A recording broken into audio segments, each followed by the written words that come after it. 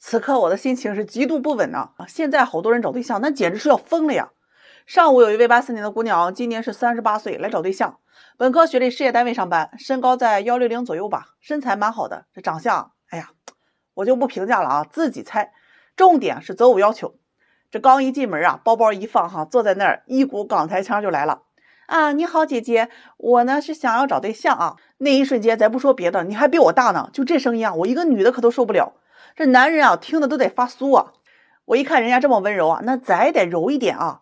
哎呀，可惜我这嗓子啊，天生就不大好听啊！你好，请问你想找什么样子呢？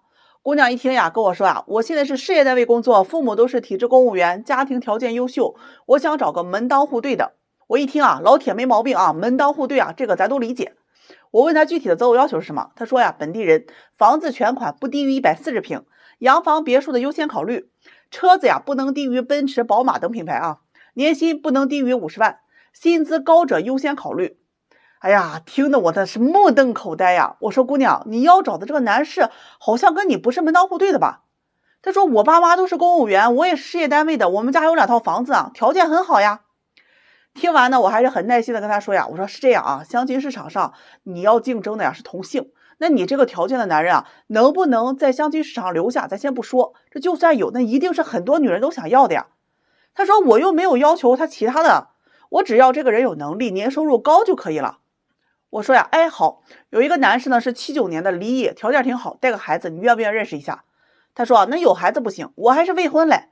那有个80年的男士啊，做买卖的，早起晚归啊，就摆摊嘛啊，能吃苦，一年能赚个几十万，你考虑不？他说不行，年龄这么大了，工作环境还这么差，我是事业单位的。我说那有一个男士啊，是和你同龄的84年的，自己啊开车行的，赚的也挺多，但是个子不是很高，有160左右，还有点胖，这个外形啊不太合眼缘，所以啊一直不太好找。他一听啊，我这个人啊对个子矮的、长得丑的都没太有感觉，难道就没有优质一些的吗？我问他，我说那你觉得什么是优质的呀？他说啊，年薪50万以上，房子啊没有贷款，开公司的或做大买卖的老板，身高175以上，长得有眼缘。他想了一会儿又补充说呀，情商要高一点啊，明事理要孝顺的。听到这儿啊，我是直接撂挑子不干了呀！我给你找不到这样的男人啊，大姐，你要求不止多还高，你现在这个年龄啊，必须要认清楚自己，人家年薪50万的，干嘛要找你呢？找个年轻的事不那么多的不好吗？他听了就极度不愿意啊，跟我又强调了一遍啊，自己是事业编，这个父母都是公务员等等。我说你这要求啊，我肯定是帮不到你，你再耽误下去啊，就要40了，更难找了。你要是信我啊，听我一句劝，你要么年龄别卡得这么死，对吧？也别要求人家离异不离异的了，你把年龄啊放宽到50岁，我还能给你看看。他一听就很激动的跟我说啊，我才30岁啊，要找一个50岁老头吗？你搞错了吧？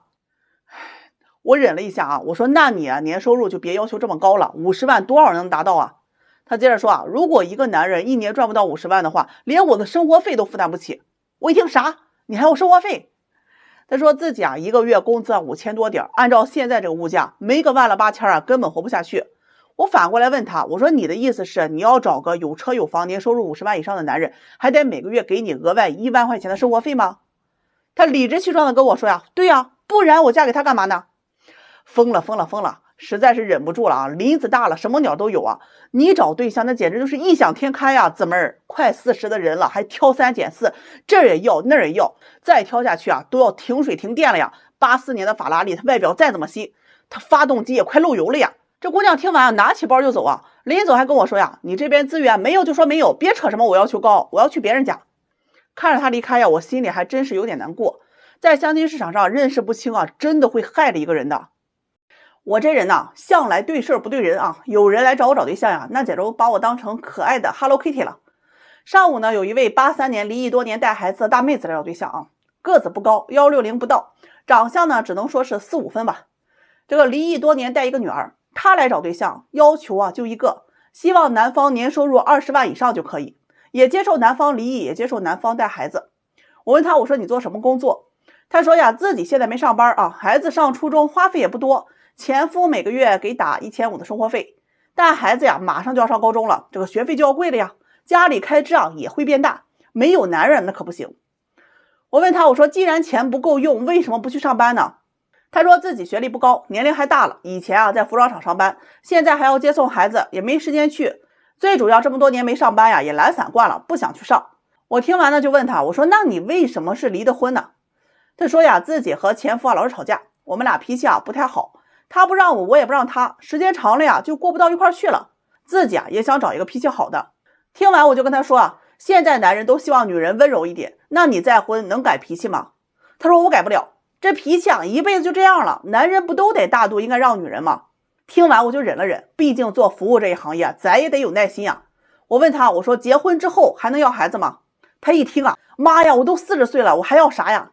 哎呀，听完我就问他，我说你年龄还大，脾气不小，不想上班还不愿意生孩子，年薪20万以上男人为啥娶你我转身我就骂了我那许愿池里的王八们门又没给我看好。最后我和大妹子说现在有一位男士符合你要求，早晨4点多出摊卖早餐，晚上在夜市里摆摊卖炒面，11点多才回家。人呢正直老实，能吃苦能受累年薪至少30万以上。今年41岁，带了一个儿子16岁，你愿不愿意认识？女士一听哎呀，这早晨这么早，晚上回来那么晚，还是个儿子这除了赚的还行，其他我都不太能接受有没有白天能上班的，带个女儿的也行。这儿子吧咱说实话，得给他买房子，攒点钱都让他花了，最后再有个啥，我们母女俩不都白伺候了吗？听完呢，我忍了忍我说好，还有一位是船员，赚的也挺多，一年20万以上，离异有3年多了，39岁，有个女儿12岁，出去几个月，回家待1个月，你能不能接受？这大妹子一听这么长时间还不在家呀，不都是我一个人看2个孩子吗？我自己的孩子我都忙不过来，他自己女儿还不管吗？有没有工作好一点，能在家里时间长一点的？我说有，坐办公室，是个经理，年收入20多万，今年40岁，有个女儿，他爸妈给带，不影响你们生活。哎呀，这大妹子一听可高兴了，说这个行。我说人家这个男士要求女方35岁以内，有稳定工作，不带孩子，身材好，长相佳。他一听就不太愿意，嘟囔了一句条件不咋地，要求还挺高。最后我是忍无可忍你能不能现实一点？40岁人了，没点独立能力，光想着嫁男人吃饭，不给生孩子，也不愿意伺候人，光想着照顾自己的孩子，别人孩子还嫌麻烦，想要赚得多还挑别人工作，工作好的赚得多的还能照顾家里的，人家娶你干啥呀？你是身材好，年轻，能生孩子，能听话，能照顾家里吗？样样做不到，事还不少，占便宜没够，一辆几10年的桑塔纳，还想找个免费加油站，关门送客以后这种人不许进。哥们儿姐妹儿，咱们来找对象能不能实在一点？我实在是吵不了，给你们交对象那都跟猜灯谜一样，我都得猜半天。今儿一个姑娘来找我找对象跟我说自己一点都不挑，要求呢就3点：人品好，有上进心，有责任心。听着感觉是挺好看着要求是挺简单，实际上呢是难于登天我就问他对这个外形长相这一块有没有要求？他说男人的长相对我来说不重要，人品最重要。我真的很纳闷比你矮的要不要？脸先着地的要不要？瘦的就跟个大烟鬼一样，或者是胖的跟个二师兄的要不要？他说哎呀，那也别太矬了稍微好看一些。那就是说其实长相还是挺重要的。其次还得有这个事业心和上进心。请准确的描述一下什么叫做有事业心在工厂打螺丝，1个月2500，工作认真负责，每天最早到最晚走，打扫卫生，收拾仓库，有望升职为组长，1个月就可以拿到3000。顺利的话3、4年能升任包装处处长，1个月4、5千，这算不算有事业心呢？还是同样在工厂打螺丝体验生活的厂长的儿子，1个月也是2500，人家每天躺平混吃等死，突然有一天继承家产，分了2个工厂，转身一变成了厂长，外加分了6套房子和1000多万，每月光收租就上百万，这种算不算有事业心呢？你会选谁在你眼里衡量事业心的标准是对待工作的认真态度，还是可预期的赚钱能力还有就是你说的要有责任心这个咱得具体分析一下。他是一个律师，有了案子，连续3个月过家门而不入，算不算有责任心呢？他是个专家，哪里需要哪里搬，整日为了工作，3年回家2次，不知道儿子上了几年级，算不算有责任心呢？他是个创业公司老板，每天筹业务，筹钱，筹下面几10口人的薪水，住办公室飞全国各地，没时间管老人孩子，都是你一个人在忙碌，这算不算有责任心？对了，他赚不到钱还要把你们唯一的房子给抵押掉。还是说你只要他对你有责任心，你需要的时候他就得出现，对你无原则的不抛弃不放弃。所以承认吧，你对外形收入、工作、家庭都是有要求的。想找有事业心的意思就是想找暂时不富裕没有关系，希望以后能有钱，现在能让你捡个漏的，对吧？承认呢，你就是希望对方长相平均线以上，身高平均线以上，工作体面，有可预期的发展前途，能够不计回报的对你好，而且还只对你一个人好。再加上定义含糊、拓展性极大的成熟、稳重、有责任心等等这些词啊，以后啊，咱找对象，咱明说行吗？你不能又想要里子又想要面子，太双标吧？你哪怕明确告诉我，帅过郭富城，比王思聪有钱的，我都能有方向呀。我能帮就帮，不能帮也不浪费大家的感情了，对吧？不要让我自己去猜你喜欢什么样的，再这样啊，我就生气了，哼，烦死了。我这刚去给别人介绍对象回来呀，我就发现有些姑娘找对象，我真的想说一句啊，你脑子那是瓦特了吗？相亲刚见面一上来就跟人家说啊，我脾气不好，不会做饭。哎，你说这话什么意思呀？你是在宣示主权吗？这有一对相亲男女啊，上周呢给他们约好了要周末一起见个面。这两人刚见面啊，男士对这个姑娘确实挺满意的，因为这姑娘长得比较有眼缘啊，大高个，身材也挺好，男士一眼就看上了，就更加的小心翼翼的去认识啊，生怕呢自己表现的不太好，对方不满意啥的。人家姑娘呢上来就问他啊，工作怎样，住哪里，车房情况等等。男士虽然觉得有那么一点直接，但他想着呀，相亲可能就是这样，就如实回答了。这回答完以后啊，这个姑娘就感觉还不错啊，挺满意的，就跟这个男士继续聊了一些家常话题。俩人就这么认识了有一会儿啊，姑娘突然之间就跟这个男士说呀，我这人吧脾气不太好，也没什么耐心，不会做饭，也不爱做家务。男士听完就有点懵了呀，他这个内心就很纠结呀。姑娘人是挺喜欢的，但是必须要接受这么多的缺点吗？那他也做不来呀。于是男士就跟这个姑娘提出来啊，这个脾气啊不好呀，这没关系，咱们都是相互的，互相迁就一下嘛。你不会做饭呀，没关系，那我做饭你收拾碗也行，家务啊咱们一起慢慢学，一起打扫嘛。话还没等说完，人家姑娘就说呀，我这脾气啊我改不了，我不会做家务的，碗更加不会收拾。男士听到这儿就有一些不愿意了啊，这不是故意在抬杠，故意为难人吗？就直接怼这个姑娘，那你结婚准备什么都不干吗？谁知姑娘说呀，对呀，你要是想娶我的话，你就是要接受我的缺点，那我也提前告诉你了，我这些我确实是改不了。你过来呀！最后这个男士就觉得女士这样，他就有些特别接受不了。两人认识了有半个多小时就说了这个不合适就分开了。哎呀，我听完之后我就很纳闷为什么有些姑娘一上来就喜欢说自己脾气不好呢？我就想问问这些喜欢说自己脾气不好的人，你们有没有在工作简历上，在面试当中跟他们说呀，本人脾气不好的？那有没有上班的时候对自己领导说，我脾气不好，你别惹我？有没有对那些长得又帅又多金又有钱的人说我脾气不好的？那恐怕是巴不得表现出来自己脾气又温柔又善解人意的吧？那为什么会跟男士相亲，一上来就说我脾气不好，比较懒，不爱做家务？能说这种话的呀，多数是对下位者使用的。这种话呀，它其实就是一种排除自己义务，增加对方义务的行为。我都说了我脾气不好你要是还来招惹或者是追求我的话，你就是应该毫无怨言的去忍耐我的脾气。所以一旦有人对你说出我脾气不好这种话的话，你就应该知道你在对方的心里是什么地位了。那当然还有一种情况，确实对方是委婉的表示歉意我脾气可能不太好改。像这种情况的话，我还可以理解，我就很难理解那些一上来就说要找有车有房年收入几十万的，然后再附加一句我脾气不好不会做饭。干嘛呀？你脾气不好不会改吗？你不会做饭不会学吗？你这么一副理直气壮的嘴脸，你要对谁说呀？能说这种话的人真的在明知道自己有性格缺陷的情况下，不仅没有降低对方的物质要求和性格要求，还在变本加厉的让对方接受你的一堆的臭毛病。哪怕你觉得自己脾气不好那你对人家要求低一点，他愿意去迁就你，你可以接受他没车没房，我相信有这样的男人愿意去接受你，反而是你自己一副理直气壮的嘴脸，看了就让人上火。你要对方有车有房，条件优秀，还要接受你的臭脾气，也没有任何要补偿的意思。总之物质条件要迁就你，还要迁就你作妖情绪的嘴脸，如此歪歪的三观，以脾气不好为荣，乐于告诉追求者去测试男人的服从性。在这种没有人格平等观念的人眼里最憧憬的就是无论自己怎么发脾气，对方都得去舔他的脚趾头。这种人早晚自己作妖死。遇到这种人说这种话的直接怼回去，你脾气不好，我脾气也不好。你们知道捧杀一个人有多么的容易吗？尤其是在当今的这个婚恋市场上，捧杀绝对是慢性毒药。今天上午呢，有2位姑娘来找对象啊，具体呢我也不清楚她们是什么关系，应该是闺蜜吧。这其中有一位姑娘呢是有对象的，这另一位姑娘呢她是单身，也就是她要来找对象，另一位呢是陪着一起来的。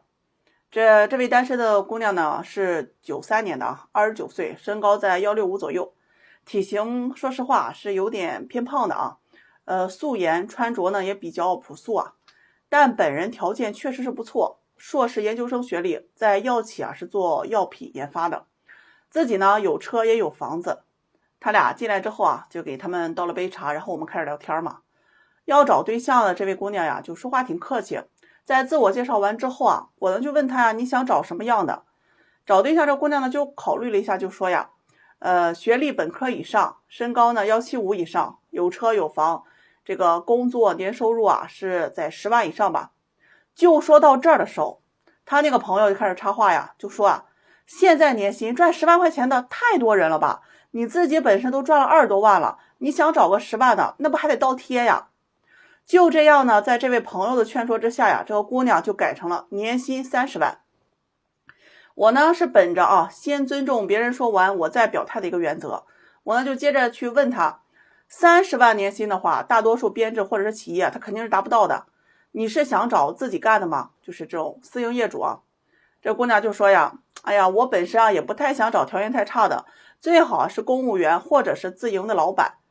接着他那个老婆嘴的朋友啊又开始叨叨了，说这个姑娘呀从小都学习好，大学年年的奖学金，这毕业几年呀靠自己啊买了房子，年薪啊20万等等，有几个女人能做到的？这大多数男人啊他都买不起房子来。然后跟我说呀，你就把你这里啊条件啊都好的那些都拿出来，然后挑挑不就行了？这一般人呢也配不上他。说实话呀，听他朋友说话呀，哎呀，我都恨不得想找一块抹布呀塞他嘴里，真的话太多了。我呢就问这个找对象这个姑娘啊，你还有其他的这个要求吗？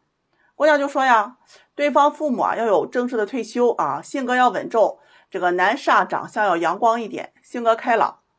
哎呀，整体啊听完他的择偶要求之后啊，我就告诉他呀，能符合你要求的男人啊，大多数都想找年轻漂亮身材好的，这个是真话。如果你想找的话，首先啊回去先减肥。这时候他朋友你知道吗，又开始说了，减什么呀？我看着一点都不胖啊。这喜欢你的男人啊，他怎么也喜欢，不喜欢你的，你减肥他也不喜欢呀。我听在这真的是实在是忍无可忍呐。我就对他那个朋友说呀，你这样不停的去夸他，你就是在害他。人呢贵有自知之明，你只有正确的认识自我之后，你才能够客观的去评价自己的实际情况。我不知道你这样去捧他的什么目的啊，但是你这样只会让他迷失在这种糖衣炮弹当中，变得是自以为是。他朋友呢可能听到就是怼他这一块啊，就觉得有点不太高兴，也不说话了。我呢想来想去啊，也觉得没必要去考虑对方的面子了。我再委婉的去说啊，真的怕这姑娘啊听不懂。我就直接跟这个找对象这个姑娘就说呀，你想找条件好的，先回去减肥20斤，不要听别人说你不胖，你这体重啊，估计啊脂肪肝都有了。再去学习基本的化妆，不要总是素颜，脸圆呢就长发呀烫个中大卷儿，女孩子呀出门多穿裙子，不要总是牛仔裤。想嫁得好呀，你得有男人看得上的资本。哎，我就说到这儿啊，他那个朋友可能又开始有点不服啊，就跟我说呀，凭什么要看男人的脸色，要有他们看得上的资本。我听完呢，我就没搭理啊这位被毒鸡汤灌输着火入魔的这个朋友，真心啊替她男友生活在这样水深火热之中啊感到不值啊。我就对找对象的这个姑娘说呀，任何人呢夸你的话呀全当屁话，要学会自我反思自己的不足，想找默契的灵魂一眼就能看上咱的，不在相亲里面找，是在坟堆儿。还好呢，这个姑娘比较听劝啊，说拿出个几个月的时间呀去改变一下。这个临走啊，他朋友还在那说啊，哎呀，你这么优秀啊，条件好，看上你的男人多的是啊，别听他说的。最后我想说呀，脱离实际的赞美啊是铺满鲜花的陷阱，但批评啊一定是防止你摔倒的拐杖。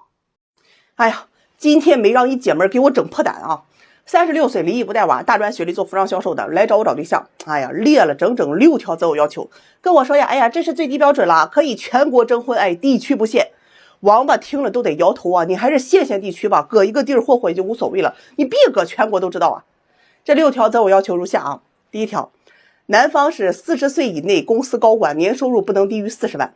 第2条，长相帅气，有眼缘，会打扮，身材好。第3条呢，固定资产不能低于1000万，存款不能低于7位数。我的娘啊！第4条啊，房子面积不能低于140平，如果在北上广1线城市，可酌情放宽到120平。车子是 BBA， 售价不能低于50万。这第5条，学历啊，985、211重点硕士以上学历，理由啊，人家学历低，那就得找个学历高的。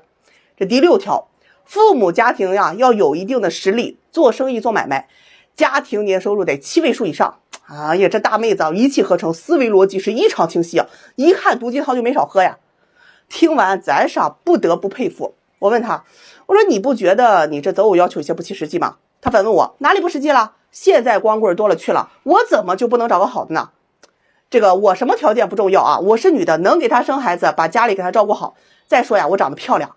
哎呀，这位姐姐，我是不忍心刺激你啊，我觉得我已经是仁至义尽，你动不动就得刺激我就不地道了。你穷买不起镜子没关系，我批发给你，我白送。这姑娘不愿意我说她啊，说自己已经错过了一段，那如果这段再找不好啊，那自己干嘛要结婚嘞？哎呀，我一看这架势，那又没人求着你结婚，你这还委屈起来了。她说呀，这要求啊是最低了，我不想妥协，要不宁可不嫁。听得我是真的那个无语啊。你用妥协这个词我就觉得很好笑啊。什么是妥协？北大清华录取分数线700分，你考了705，那在清华选不着好专业，只能去冷门专业。这个时候你为了清华这个牌子，你选择妥协，或者退而求其次，你选择其他985的热门专业。可你明明就只考了400分，然后问我要不要妥协，你觉得你有可选择的余地和讨价还价的资本吗？这姑娘说听不懂，不重要啊，跟我说呀，自己也不差，有车有房有存款6位数，吃喝不愁的，干嘛要嫁给条件不好的？那不是好白菜让猪拱了吗？好嘛，姐姐呀，真的，我实在是不忍心怼你了啊！你啥时候见过好白菜有剩下的？那些贱卖的都是卖不出去的，晚上没法了，打折处理了，切吧给喂猪了。你自己明明就是觉得亏了屈尊了下架了，让别人给捡到宝了。这里面最大的问题啊，这个本质就是在于你太高估你自己了。这话一出，给这姑娘气的啊，说自己条件很不错呀，他们都夸她好看且年轻，而且身材火辣，这个皮肤保养的很好。听的我是觉得这姐们啊，脑子是有点拎不清了。你觉得一车再好，法拉利开个10年20年，它发动机是不是得生锈吧？你搞不好上路啊，它都得漏油。这个年纪啊，本来最大的魅力就不是比年轻好看了，你非得整的外面锃光瓦亮，那咋地？别人不开车吗？这一开车质量好坏还不清楚吗？这顿输出给这姑娘气够呛啊，说我物化她，我是真没那意思呀。你这择偶要求，那不就是大白天做白日梦吗？真的别怨我说话不好听啊，实话就这样，你得分得清楚现实情况。我个人用的99新的一手奔驰，我半年我就算再怎么造出2000公里来，你觉得我可能1万块钱包过户给你吗？现在啊，你是离异而且大龄，你都熟透了，你应该明白一个道理，你压根就没有自己想的那么好。接着呢，这姑娘就拿出她的好多照片给我看，那意思就是证明自己的颜值啊。哎呀，这世上啊，80%的相亲女人都觉得自己颜值中上，那剩下20%里面还有一半觉得那自己是美若天仙呀。那是因为在这个社会上，没有人会舍得对你说大实话的。我妈还天天夸我长得比嫦娥都美嘞，这话你要听心里，哎呀，我都觉得那思聪见了我都心动啊！你这不是扯犊子吗？反正啊，我劝这姑娘啊，那放低要求，找个离婚的，有稳定工作，人品好的。结果让这姑娘给我一顿怼我，说我故意啊，是用她消化我这边的光棍资源。哎呀，我的妈呀，我这边的光棍你还真不一定能配得上啊！您快出门啊，往右转，我这边不伺候了。有些人你找对象啊，总说自己不想将就，不想妥协，你得先搞清楚你到底是向社会妥协还是向你自己妥协，别两眼跟了抹了猪油似的啊，看不清。来找对象要车要房要100万的年薪，还要几年收入的彩礼，那是男人傻还是你傻，还是我这池子里的王八傻啊？看门没看住呢，老是不自量力呢，点钱都不知道怎么嘚瑟了你。有一位男士啊，29岁，相亲认识了一个31岁的姑娘。虽然姑娘年龄大点，但是也算是盘量调顺，看着很好。这男士又特别有自信啊，哎呀，自己年轻又帅气嘛，条件还不错，985的硕士研究生啊。这姑娘才是一个普通本科，他就想着这1个月啊没问题，肯定能拿下。于是呀，是早请安晚问候的，天天就差追这个屁股后面去了。哎呀，一到周末就约出来，那显得是老积极了啊。可这姑娘呢，就是不温不火，你不约她，她不出来；你不发信息问她，她是不带回复的。哎呀，一问吃什么，随便去约会吧，看时间，给她送点东西啊，还得看她脸色。哎呀，这1个月呀，这舔狗当的是直接没了尊严了。这姑娘呢，就有个闺蜜啊，28岁，这个男士啊工作不顺，他就主动关心。帮男士是出谋划策追他朋友啊，没事呢就请这个男士出来吃饭，主动嘘寒问暖，节假日呢还主动发红包送礼物去慰问这个男士。哎呀，这男士就追这个姑娘1个月之后啊，突然是招呼都没打呀就拉黑了她，转身就跟她闺蜜好了，把这个姑娘气的啊。这姑娘知道之后就骂这闺蜜啊是第三者绿茶，明知道这男士在追她，还主动去勾引这个男士，不爽呀去找我告状，说自己其实也是喜欢男士的，但是就觉得呀这男士啊才追了1个月啊还不够努力，应该再追几个月他才能同意。听完我是真的无语啊，让我直接给怼了回去。你这不是该吗？这不是作的吗？哪个男人不喜欢愿意主动关心自己、照顾自己、对自己好的、认可他的女人？被别人挖墙脚，那也是你自己作腾的。为什么很多男人都吃绿茶这一套啊？绿茶的优势不是在于说长得漂亮、身材有多好，她的优点在于啊，她不像某些啊相亲的女孩子一样高冷，她会去主动啊对男人好，耍些小心机，对吧？对男人去投怀送抱，时不时的鼓励啊、赞美、吹捧、安抚这个男人。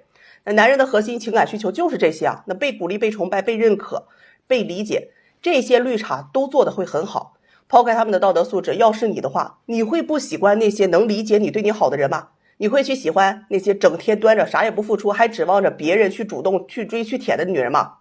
相亲市场有时候确实是太现实太冷漠了，很多女人总是去给男人很多的压力啊，认为男人就是要追我的，欠你的吗？这聪明的女人从来都是主动出击的，会撒娇认可男人，主动去关心问候，说话也是轻言细语啊，这个温柔软糯，哪个男人不喜欢？被挖了墙角就说人家是绿茶，你得反思你自己的问题在哪里？为什么这个年龄还一直被剩下？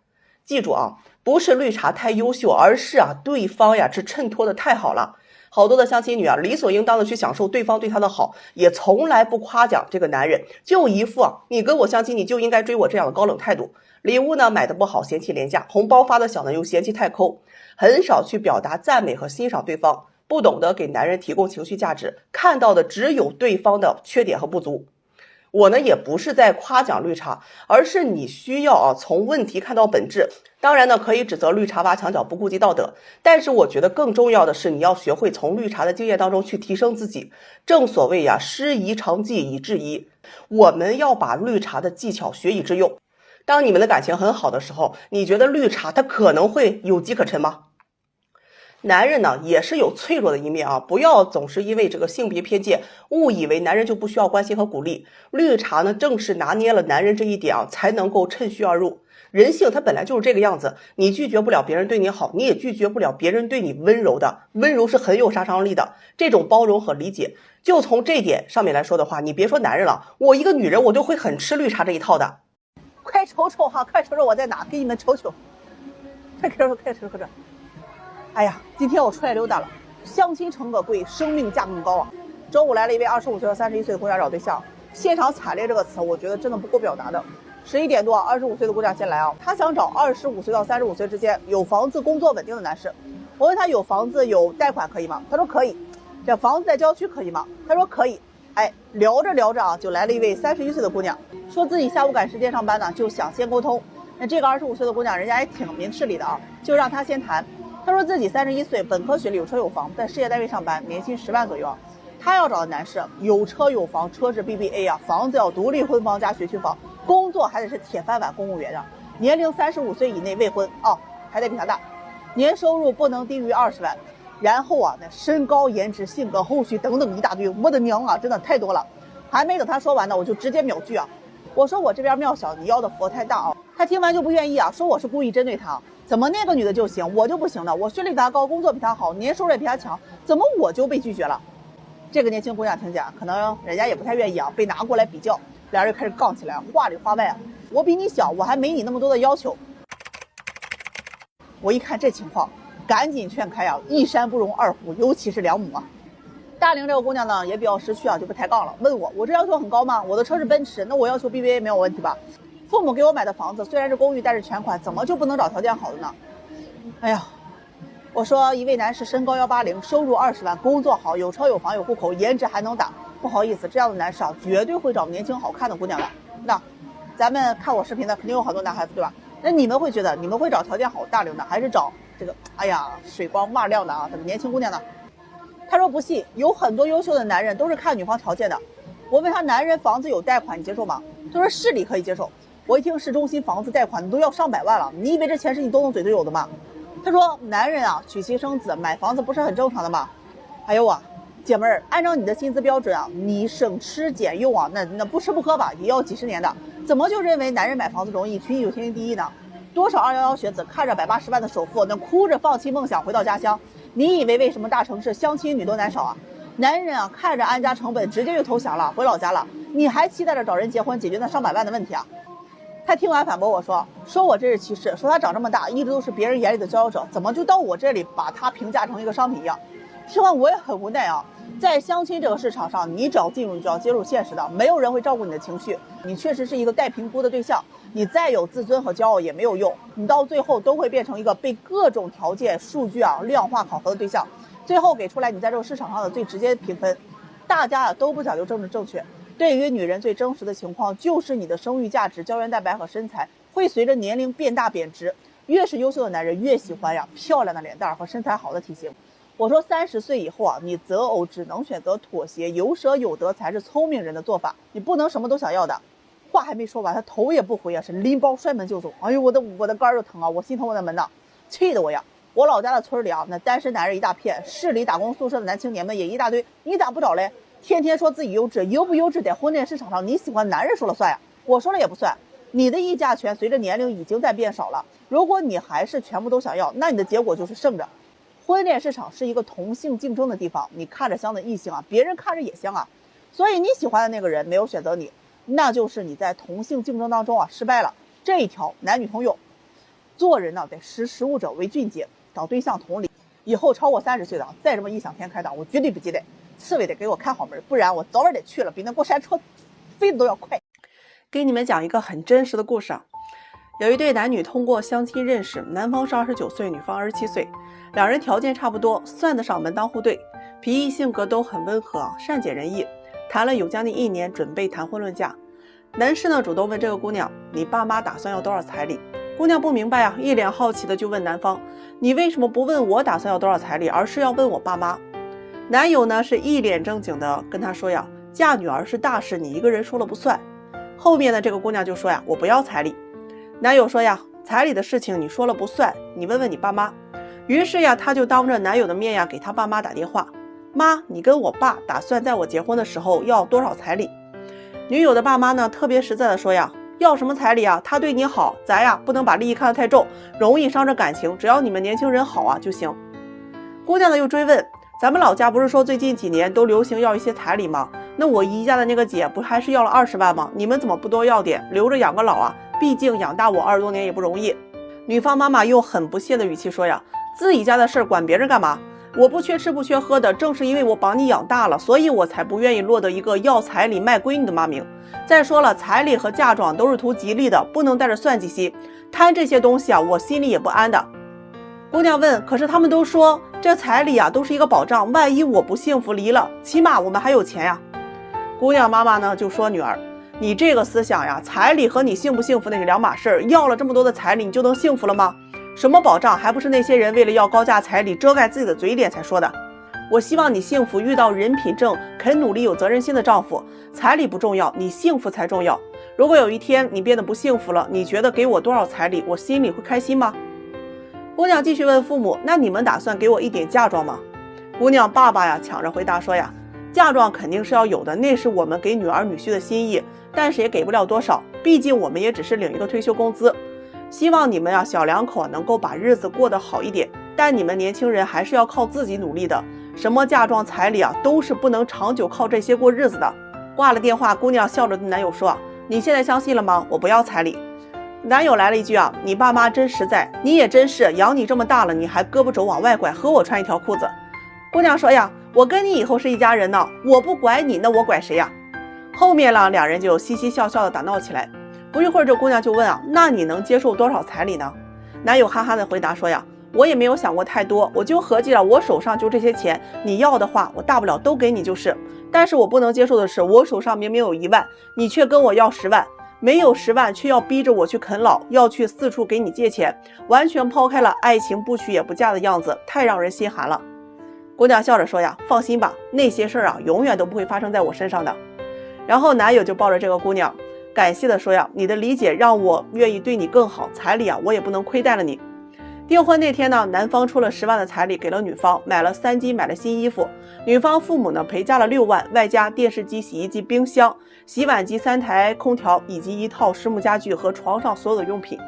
在现场的女方爸爸说呀，我有一个很爱的女儿，还有一个很努力的女婿，他们性格合适，彼此恩爱，我们从一个小家变成了一个有爱的大家，他们是我这人生当中最珍贵的财富。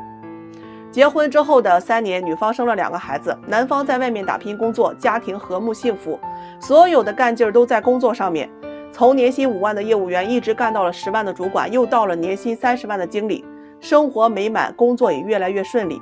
每谈起当初结婚要彩礼这个事情，男士就会觉得很幸福，说自己遇到了一位善解人意的妻子。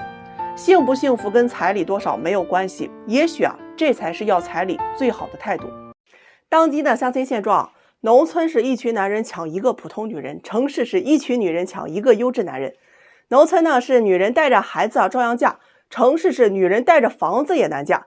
农村是光棍一大片，城市是剩女一大堆啊。找对象呀，最大的悲哀呀，就是总想找自己配不上的人。有一个姑娘来找对象啊，今年29岁，大专学历，商场做销售的，一年能赚个6、7万，身高160啊，长相也就5、6分。她来找对象呀，说自己的要求不高啊，想找一个合得来的男人。我问她具体的择偶要求，她支支吾吾的说呀，没什么要求，主要就是看人吧，只要人好有房子就行。那这要求啊，确实不算高啊，符合要求的不在少数。我问她28岁，大专，房产销售，小伙子长得很阳光帅气，考虑吗？他问一年赚多少钱，我说一年在10万上下。他听完摇摇头就说呀，不行，不够养家的，有工资高点的吗？有一位31岁的男士开了一家小饭店啊，赚的还行，一年20万左右，人好也踏实。他一听啊，就说这钱赚的还可以，但这工作不太好，开饭店肯定很累吧，起早贪黑的，有没有工作好一些的？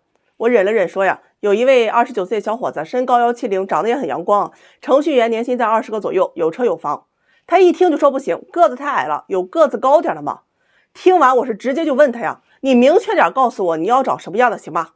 他说33岁以内，未婚，身高180，年收入30万以上，学历本科，有房子，父母要求有退休的。我这一听，好家伙，你这要求也不少啊。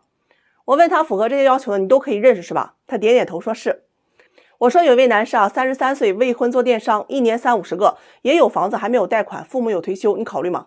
他听了之后反问我呀，条件这么好，怎么还单身啊？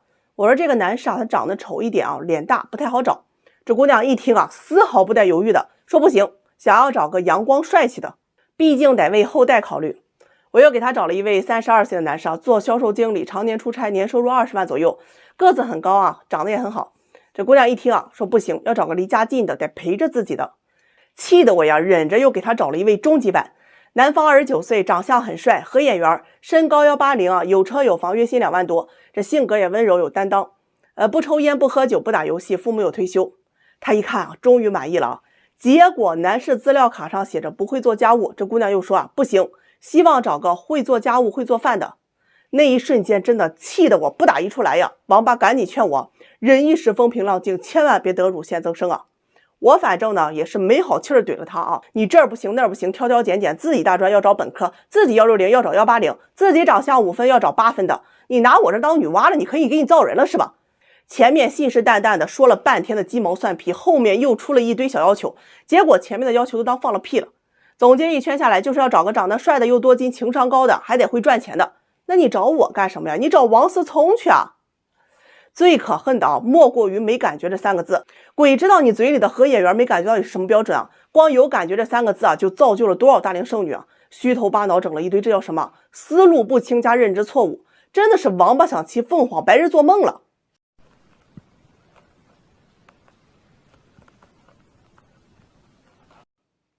相亲苦，相亲累，相了半天不般配，挑高矮减肥瘦，好比菜场买猪肉。这么些年给别人交对象啊，成了也有上百对了。今天呢，给大家总结一下这个相亲里面的一些潜规则。你去参加线下相亲会啊，你就会发现，所有的男生啊都盯着那么一两个漂亮女生，而所有的女生啊都盯着那么一两个高富帅的男生，而你呢只是一个绿叶啊，所以期待值呀不要太高。大多女生啊其实没那么聪明，也没有那么多的城府，她喜欢你和不喜欢你都会表现得非常明显。如果一个女生对你爱答不理啊，马上换下一个。时间很宝贵，不要花在不值得的人身上，金钱更是。注意啊，没有所谓的慢热，只是不够喜欢。相亲啊是不需要追的，互相看得上，他就自然能够在一起了。需要你去追啊，那说明啊他没看上你，但又觉得你条件还行，想先跟你啊不切断联系啊，再看看别人。如果你听到对方说最近不想谈恋爱，我比较恐婚之类的话，大概率啊是对方没有看上你而已。当他遇到他喜欢的呀，就马上不恐婚了，他只是对你恐婚。这有的相亲对象呀，愿意跟你保持暧昧，你一确认关系啊，他不拒绝也不接受，甚至还时不时的让你给他提供一些帮助，擅长藕断丝连，若即若离。有时候还会对你很好，让你产生错觉他是不是喜欢我呀？让你觉得马上就能在一起了，但永远都差那么一点点。这些都是海王和绿茶，他们会摧毁你正常的感情观，让你对感情失去信心。这对于男生不要总觉得女生不喜欢你就是因为你没钱。这大多数女生虽然很注重经济条件，但她们更注重的是感觉。对于女生呢，你要明白男生的择偶机制，他们永远是先看外在的。如果你外在没有达到他的底线，别的他都不会有兴趣了解的。所以在相亲的时候一定要多注重打扮一下自己，在不妖艳的前提下怎么打扮他都不过分的。不要总是认为能来相亲的都是条件不好的，那你就错了。我做这么长时间我可以告诉你这优秀的人呢也是非常多的。他们之所以单着，并不是没有人要，而是因为圈子小，主动选择单身等等正常原因。如果你遇到的人不太好可能是自己的段位问题。这女生跟男生相亲的时候不要对男人的期待值太高。你要知道，他从小到大就没有人教过他们应该怎么哄女孩子和女孩子相处。那在相处的过程当中他是猜不透你希望他做什么的。他也希望自己很绅士很高情商，很彬彬有礼。他不是不做，不是去故意惹你，而是他压根儿就不会呀。还有这个女生不要太把这个男生在相亲的时候说的话也当真。绝大多数他是想到什么就说什么，那有些话都是赶鸭子上架，连他自己都不知道未来会怎样，就把自己的想法就告诉了你。比如说他今天要开一家养鸡店，也许明天他又开了一家养猪场了毫无违和感。基本判断的规则就是关于过去的基本属实，关于未来的你信一半就可以了。如果对方拒绝了你，说我们不合适，因为什么什么什么，你知道不合适就行了后面的原因不必当真，因为往往都是随便找的借口，真实原因可能是觉得你丑或者你穷，不好直接说而已。最后想说相亲之前一定要先照照镜子。如果你家境一般，就不要总想着找个家境条件好的。你是个厂妹他怎么他也找不到总裁的。你是一个高中学历就别指望着高学历了。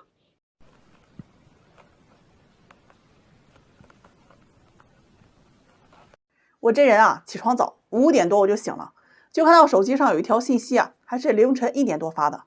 这内容大致就是：老师你好，我诚心招上门女婿，我87年的，大专学历，父母国企退休，目前在私企做销售主管，年薪20到30万。虽然过了30岁，但长相看起来像22岁的。我有车有房，相亲有5、6年了，一直没有找到合适的。这自己年龄也大了，找对象有些困难。我决定诚心招上门女婿，愿意出彩礼20万，房子加男方的名字。要求如下：这男方身高在175以上，身材匀称，学历本科以上，年薪不能低于10万，要人品好，性格好，父母有退休，就这些条件就可以。嘿嘿，我大体是看明白了，应该是相亲无路，愿意主动出钱另辟蹊径。先给大家普及一下什么是上门女婿。这在古代这上门女婿又叫赘婿，指男方到女方家成亲落户。那这种婚姻多数女方家里无兄无弟，为了传宗接代招女婿上门的。那在过去为什么会有男人愿意入赘呢？因为没钱呗。还有的就是孤儿，女方家族愿意去庇佑他。但在现在这个社会女方想要招上门女婿，多数你是要让出很多的利益的，而愿意入赘的男人啊，多数是图女方的社会地位或者是财富地位。那这位姑娘年薪20万不算有钱吧？你也要求人家男方年薪10万了呀？你的房子还有贷款哦，上面我没有说到是吧？这个女方啊，这房子是有贷款的，这婚后男方也要承担还贷吧？你父母国企退休，也没有太高的社会地位，那男人嫁你图什么？我想起我曾经看到一个新闻呢，大家可以搜一下啊，杭州萧山相亲角，女方招上门女婿，内容是本人女儿26岁，身材苗条，长相佳，但是不会说话，就是聋哑人嘛。现招上门女婿照顾他跟我们二老，嫁妆如下：路虎揽胜1辆，华润中央公园房子1套，每月2万生活费，再赠送男方父母杭州房子1套。要求男方呀，身体健康，爱运动，爱旅游，有耐心，心地善良。你看看人家这招上门女婿的条件。当然，你要是非跟我说我身体健康，会说话，那个我就不跟你杠了。给大家讲个故事啊，有一个姑娘去买车呀，销售是一脸热情啊，哎呀，你好女士，你想看哪一款车呀？有没有预算呀？这姑娘就说呀，20万的。于是呢，销售就把这个姑娘带到了本田雅阁的前面。您看一下这款车型啊，是我们今年最新款，搞活动20万就可以带回家。姑娘看完就说，哎呀，不太行啊，这款车太差了，我对品牌还是有些要求的，我不想将就。销售呢又带姑娘去了奥迪 Q5 面前。您看一下这款车呢，知名品牌，外观线条都很好看，而且内饰也很漂亮。姑娘看了眼，犹豫的说呀，还有没有再好一点的呀？感觉还是不太喜欢。销售啊喜笑颜开，心想着，哎呀，今天呢算是预制大客户了。于是把姑娘带到了保时捷帕拉梅拉面前，介绍说呀，这款车型啊，品牌高端，外形没得挑，座椅全真皮，功能齐全，坐着特别舒服。你要带出去啊，别人都是羡慕。现在呢做活动100万就够了。姑娘听完呀，很满意的说，就要它了，说刷卡吧。销售一听啊，立马很兴奋的啊，拿来这个机器去刷卡。结果提示余额不足，他又问这姑娘里面有钱吗？人姑娘说有啊，有20万。销售说您开玩笑吧，我跟您说的这款车是100万呢，那辆本田雅阁才是20万。姑娘说啊，那我不喜欢那辆车呀，我就喜欢这辆保时捷呀，我给你20万，你让我开走不行吗？销售是气得不打一处来呀，20万你只能开那一辆车，你要开这辆就得100万。接着姑娘呀坐在地上开始撒泼打滚，说家里人说了20万就可以买车了，明明就是你看不起我，不想给我喜欢的车，我就要这辆100万的车。最后销售忍无可忍，把这个姑娘给撵了出去。现实生活中啊，还真有很多这样的人，一边呢非要买黄金，一边却坚持只给黄铜的价格。这些人都有一个特点啊，他们真的不是想要占便宜，而他们发自内心的认为啊，黄金就该卖给他黄铜的价格，因为他意识里认为自己是买得起黄金的人，但是只有黄铜的钱。如果这种意识不改变，那这辈子都别想找到对象了。还要求找上门女婿啊，我那许愿池里的王八他都不愿意去的。我感觉我为你们都快操碎心了呀，你们相亲能不能有点招啊？昨天一个大男人心情特别压抑的告诉我，自己又被甩了，都快40了，还是找不着老婆，车房存款都有，工作也不错，差哪了？同样的，有的男人啊，车房没有，存款负债几十万，从来也不缺女朋友。作为一名目睹过成百上千的老实人和渣男的权威人士，今天就给你们解答一下老实人到底差哪了。那举一些简单的场景啊，大家来品一下。这第一次见面，老实人穿的是板板正正啊，去跟姑娘相处啊，感觉就特别拘谨啊，小心翼翼，如履薄冰啊，对待女方是特别客气，处处讨好，生怕一点做不好啊，留下一个坏印象。人家渣男啊，穿的就很休闲，偶尔还喷个男士香水，一见面啊就掌控大局，从容面对，就像是老朋友，自然自带话题。人家不管长相什么样，都特别自信啊，会说话，会聊天，让女方就觉得哎呀，相处的特别舒服。这第一次见面之后啊，这老实人对待姑娘啊，那是各种讨好，送吃送喝，什么都得问问女方的意见，去这儿行不行，去那儿行不行的。人女方一个电话呀，他都得必须接，鞍前马后伺候着，还整天胡思乱想，他是不是不喜欢我呀？我是不是做的不好呀？他不会是这个意思吧？这渣男啊，会直接跟这姑娘说，走，一起去玩吧，还有几个朋友一起，这人多热闹。哎，他去的地方也很有意思啊，绝对不是商场啊、电影院，而是一些游乐场啊、悬崖边呐、这犄角旮旯，反正啊都是你没怎么去过的地儿。这当姑娘说心情不好的时候啊，这老实人就会说呀，哎呀，别难过啊，会过去的，开心一点，我给你讲个笑话等等。人家渣男说呀，下楼我10分钟就到你楼下。出去吃饭呀，回回啊这个老实人去买单，跟渣男吃饭啊，回回啊都是姑娘抢着买单。渣男们怎么样？我说的对吧？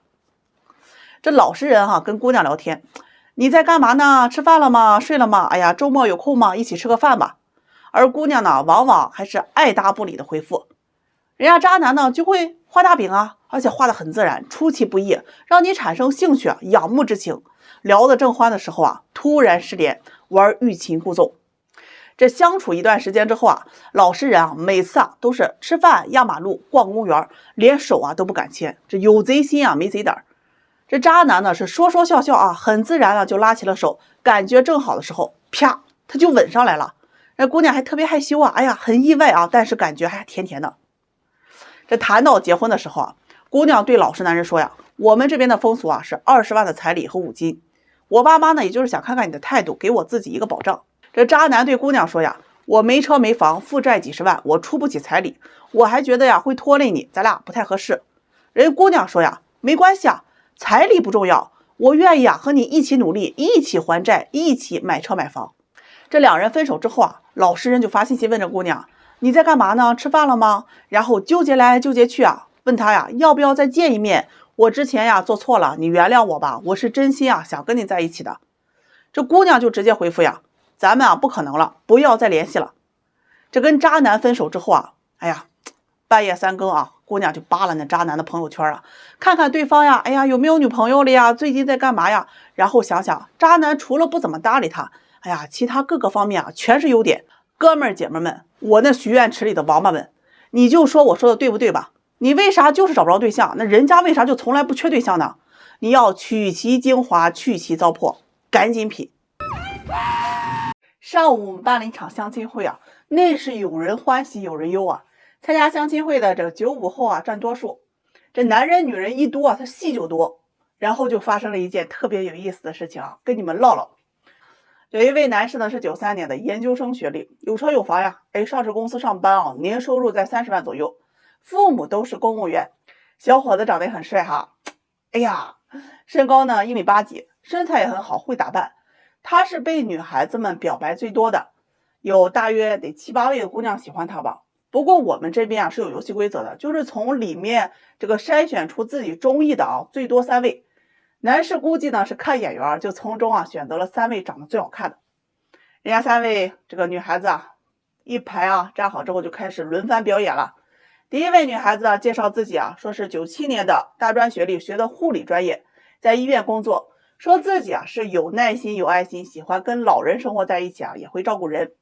主持人就问她有没有其他的兴趣爱好之类的，这姑娘说有喜欢跳舞，然后表示愿意给男士跳一次舞呢是霹雳舞效果怎么样咱就不说了，反正呢是给男士尬的一激灵后面的男士就问这个姑娘她期待什么样的婚姻生活。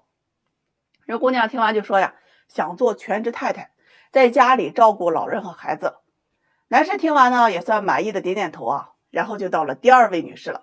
人这姑娘可厉害了94年的本科学历，17岁上大学，21岁毕业，去了电视台就做导演从导演转行做了广告，25岁成功拿到了第1桶金100万，然后买车买房后面人生开挂了，加入了海参行业，开了3家店，现在29岁就已经轻轻松松实现年入50万了。人姑娘介绍完之后和男士很霸气的说我看上你了，你跟我走，管你衣食无忧。这把男士给撩的那是合不拢嘴然后这姑娘就补充说自己不会跳舞，但可以为男士来唱一首歌，漂洋过海来看你。这唱完之后哎呀，我也不评价了，毕竟咱唱歌也不咋地。人姑娘也表示说知道不咋地，但是她呢也不想输给别人也想为男士做点什么。这男士就反过来问这姑娘看上他什么了。姑娘性格特别爽快你长得帅有学历，条件又好，我还能看上你啥反正这些我都看上了。男士听完笑的那是哈哈的这就到了第3位姑娘，明显性格就有些小家碧玉那种感觉。96年的，说自己在事业单位上班没车没房，父母在农村，这家里有几亩地，这哥哥在外地打工等等。